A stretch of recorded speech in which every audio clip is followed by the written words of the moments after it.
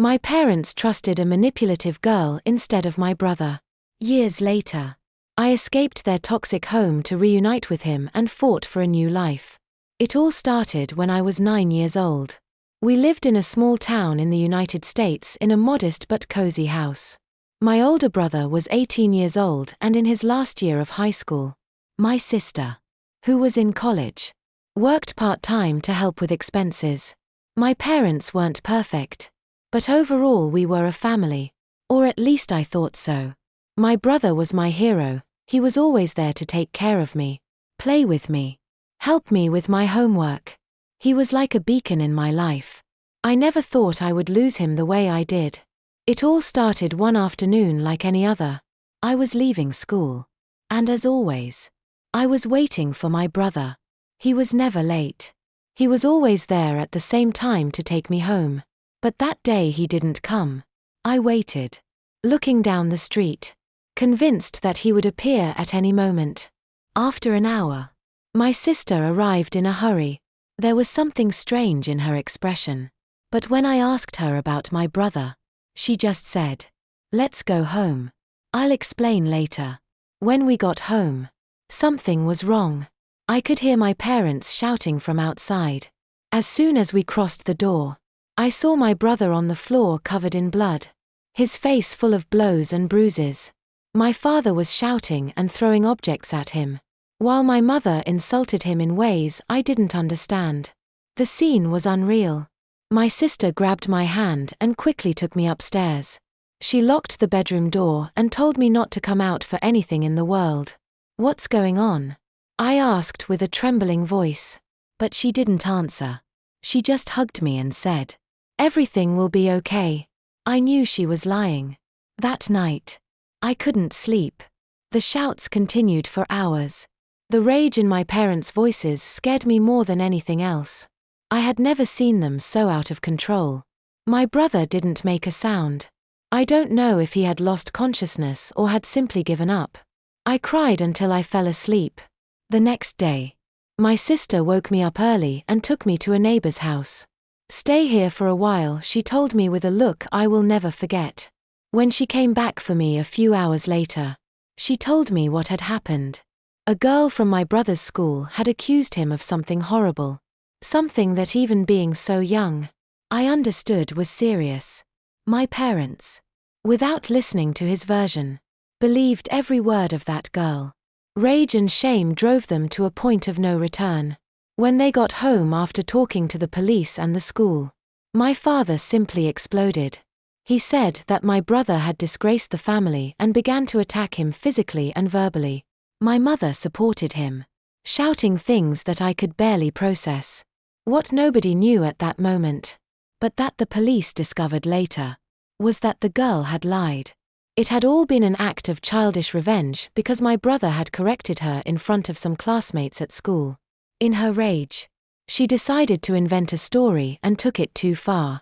She confessed it to her friends in a text message, laughing at how easy it had been to manipulate everyone. But by the time the truth came to light, the damage was already done. My brother was hospitalized with serious injuries, broken ribs, a fractured arm, and a jaw injury that required surgery. But the worst thing wasn't his physical injuries, but the emptiness in his gaze. Something inside him had broken, and I wasn't sure if he would ever recover. When he got out of the hospital, he made the decision not to go home. He moved in with our paternal grandparents, who barely knew what had happened.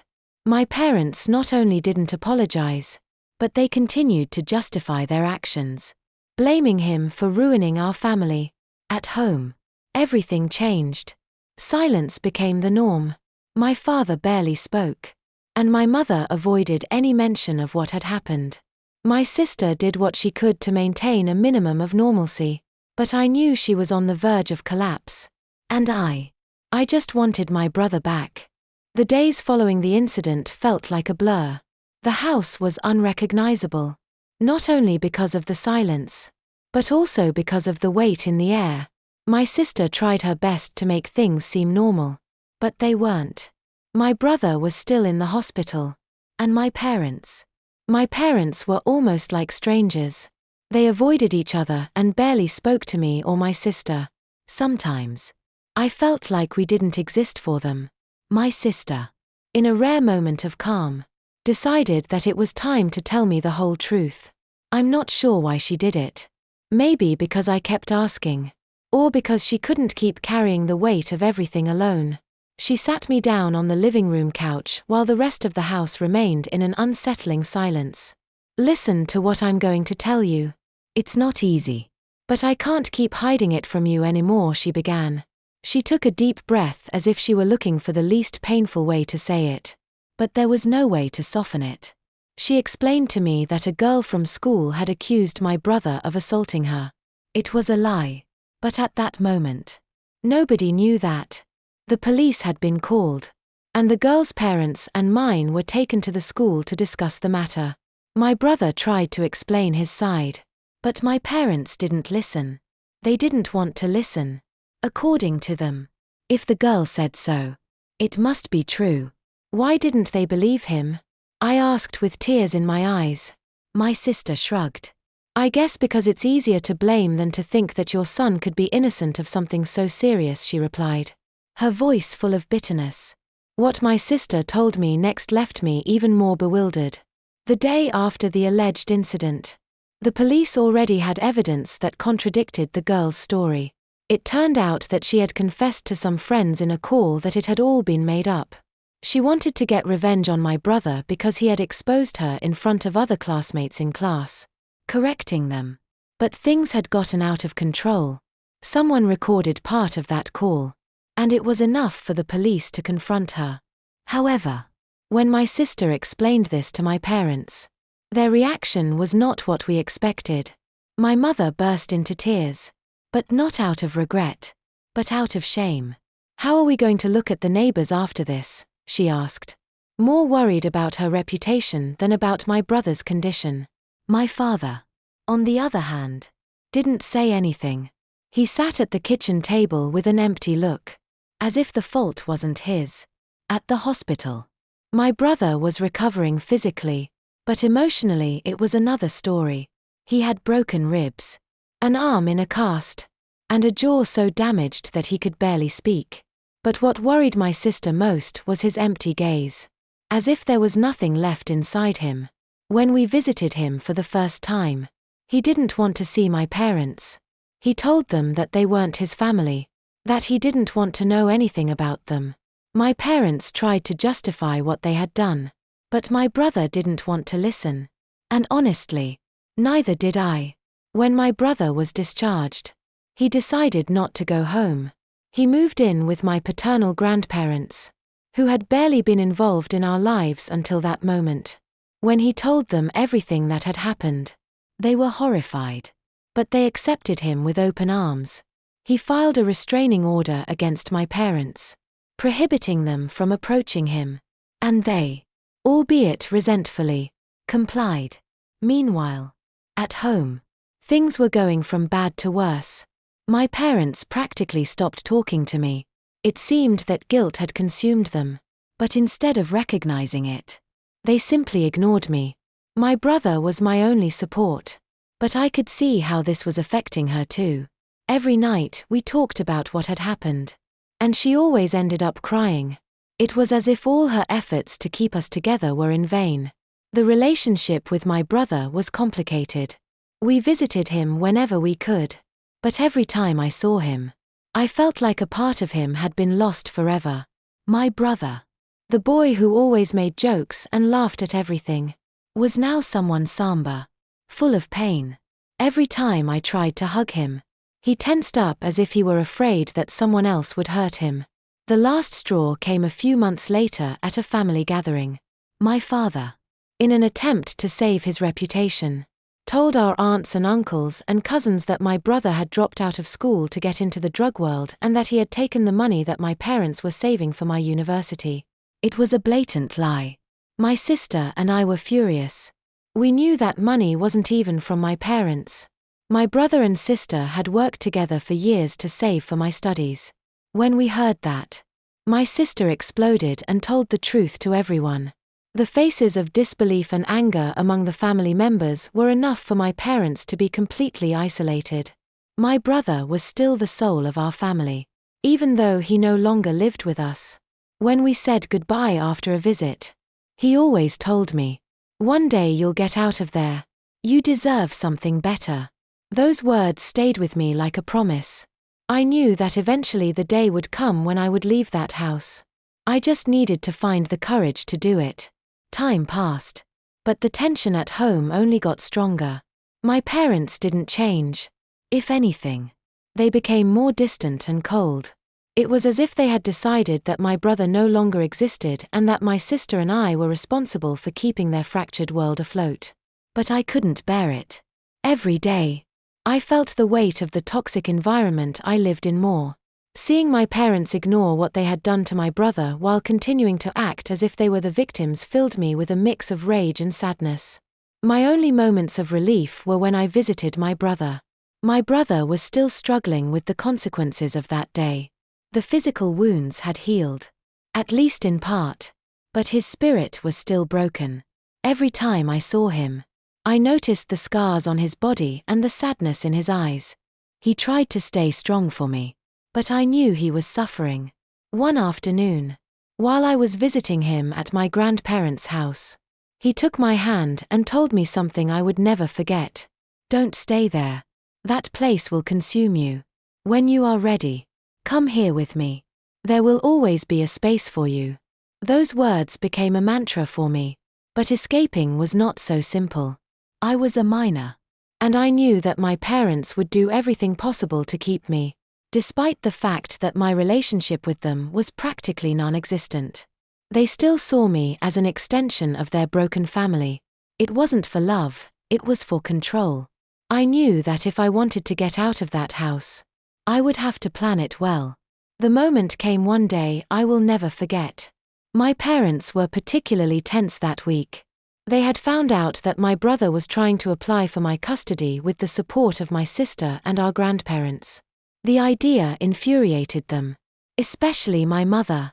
She saw it as a betrayal. "First he ruins our lives, and now he wants to take my son," she repeated constantly, as if it had been my brother who betrayed them and not the other way around. One night, while we were having dinner in silence, my mother broke the calm with a threat. "If you try to leave with that ungrateful boy, I'll make both of you regret it." She didn't give any details, but her tone sent chills down my spine. It was the first time she had said something so directly, and her look was terrifying. It was at that moment that I knew I had to leave. The plan formed in my head quickly. I waited until my parents were distracted one Saturday morning. I knew they would go out together to do the grocery shopping and that they would be out for at least a couple of hours. I used that time to pack a backpack with the basics, some clothes, my notebooks, a couple of important keepsakes, and some money I had been saving in secret. My sister knew what I was doing and helped me organize everything without making noise. "Be careful," she said with tears in her eyes. "You know I'll always be here if you need anything." When my parents left, I waited a few minutes to make sure they wouldn't suddenly return. Then, I went out the back door and ran to the nearest bus stop. My destination, my grandparents' house, where my brother now lived. During the journey, I kept looking out the window, hoping not to see my parents' car chasing me. My heart was pounding. But I also felt something I hadn't felt in a long time, hope. When I arrived, my grandmother was the first to see me.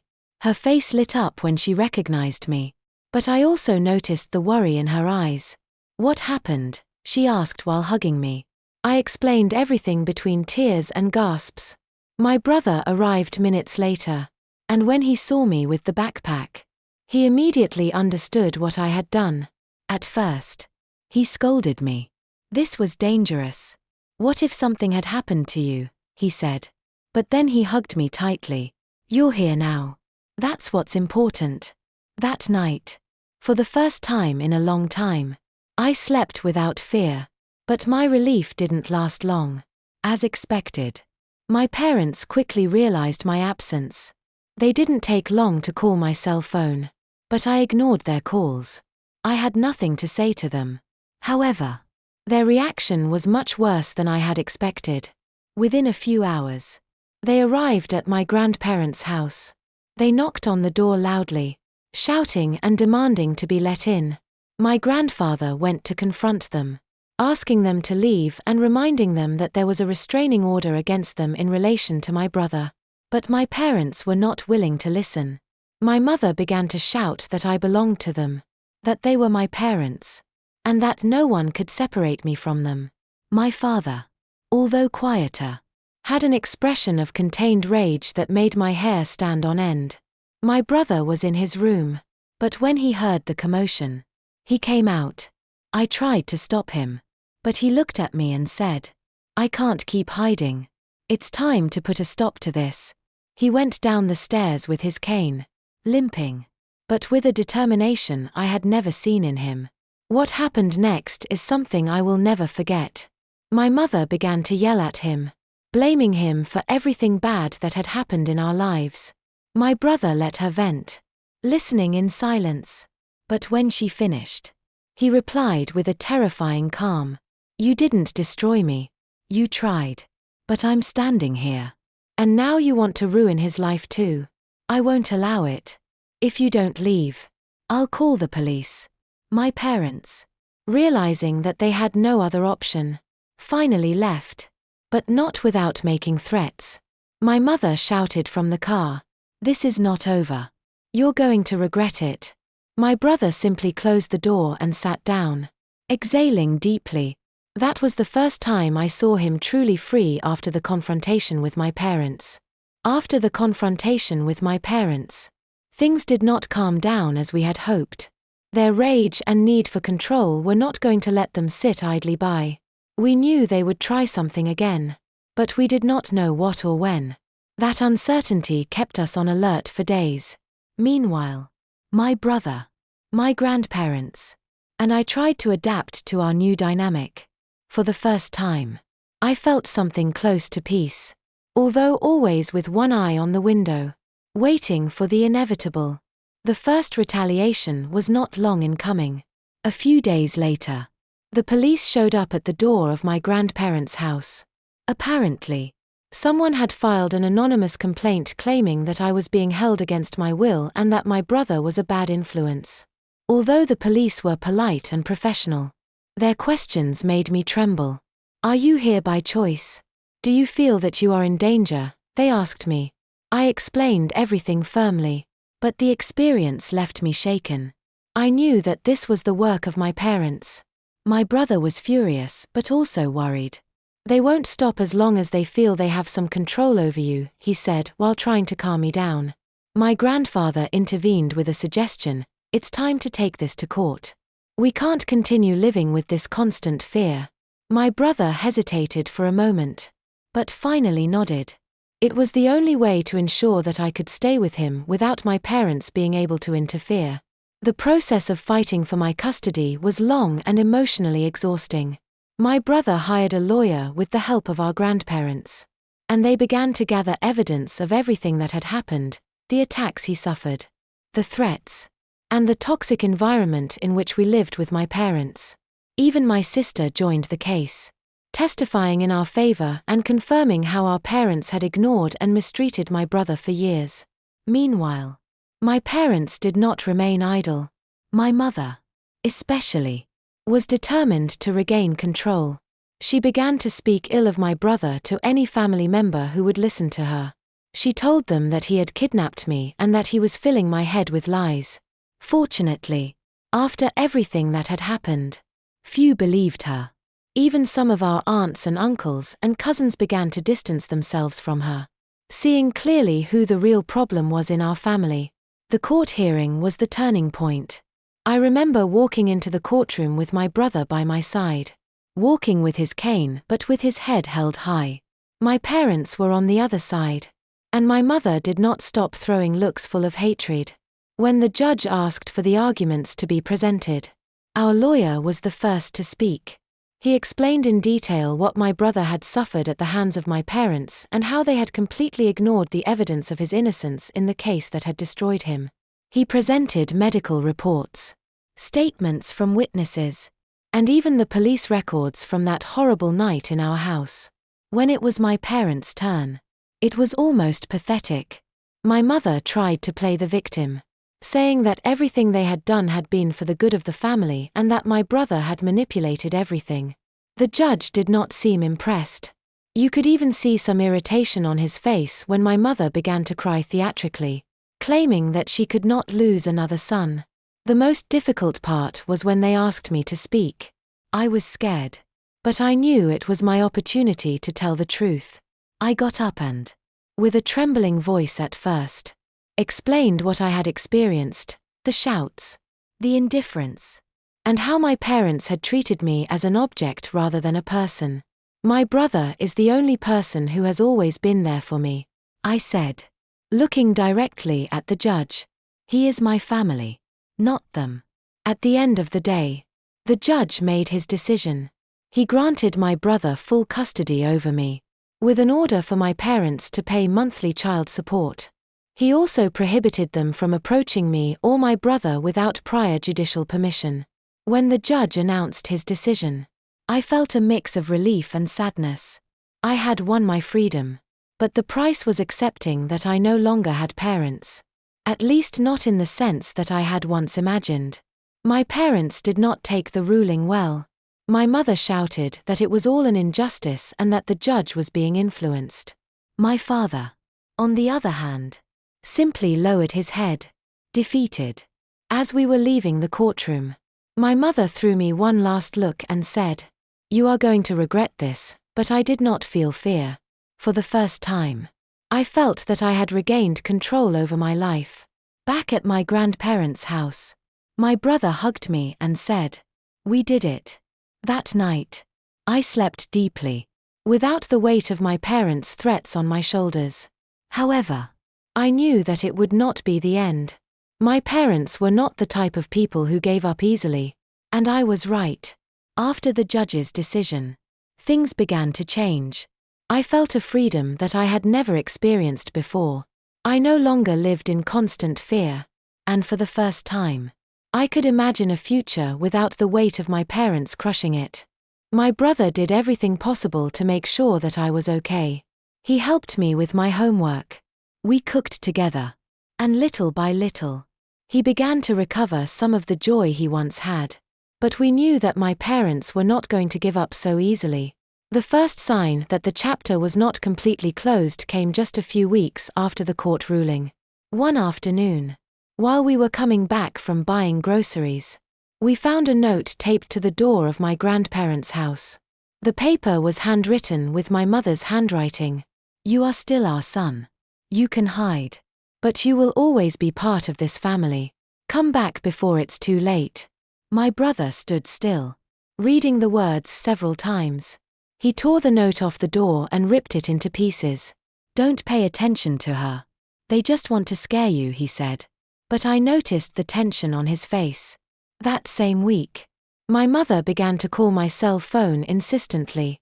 I did not answer any of her calls, but the voice messages were enough to send chills down my spine. Her tone oscillated between pleading and threatening. "You have no idea what that traitor is doing to you," she said in one of the messages.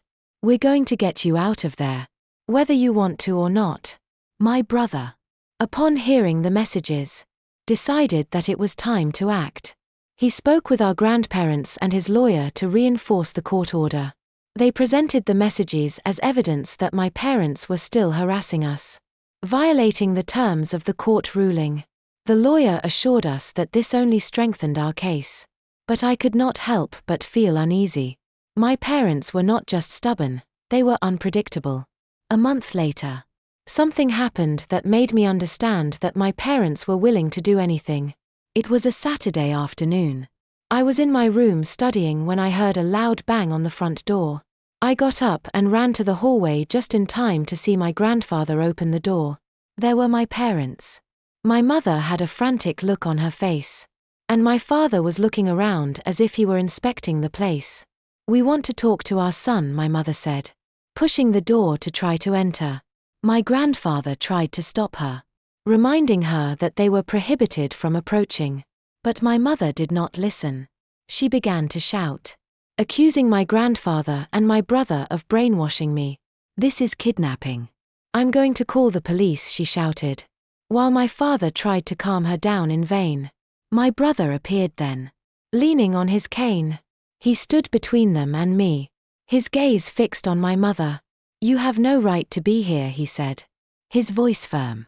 "If you don't leave right now, we'll call the police." "You are the kidnapper here," my mother replied, pointing at him with a finger. "You snatched our son from us. This is not going to end like this." My brother did not back down. "Snatching is not exactly what you tried to do with me," he replied, with a calm that was clearly provoking her even more. My mother completely lost control. She lunged at my brother, trying to grab his cane. But before she could do anything more, my grandfather called the police. My father, although not as frantic as my mother, tried to drag her back to the car, but she continued to shout and struggle. "You're not going to get away with this. We're going to destroy you," she yelled at my brother as the police arrived. When the officers arrived, the scene was chaotic. My parents tried to justify themselves, claiming that they only wanted to see me, but the officers were not interested in listening to their excuses. They reminded them that they were violating a court order and escorted them off the property. As they were being taken away, my mother threw me one last look, full of hatred, and shouted, "This is not over." That night, while my brother and I were talking in the living room, I tried to put into words what I was feeling, but I couldn't. There were too many conflicting emotions: relief, fear, sadness, and anger. My brother watched me silently for a moment before speaking. "No matter what they say or do, they no longer have power over you. You are safe here, and I will do everything necessary to protect you." Over time, things began to calm down. My parents stopped trying to contact me directly, although from time to time we heard rumors from family members about what they were saying about us. My mother had told a completely distorted version of the story, where my brother was the villain and they were the victims. Fortunately, most of our family did not believe them. Finally, my brother and I began to build a life together. I enrolled in a new school and began to focus on my studies. My brother, although still dealing with the aftermath of everything that had happened, seemed more at peace. He dedicated himself to working from home, using his skills to build a small business that helped us support ourselves. Little by little, we began to find some peace.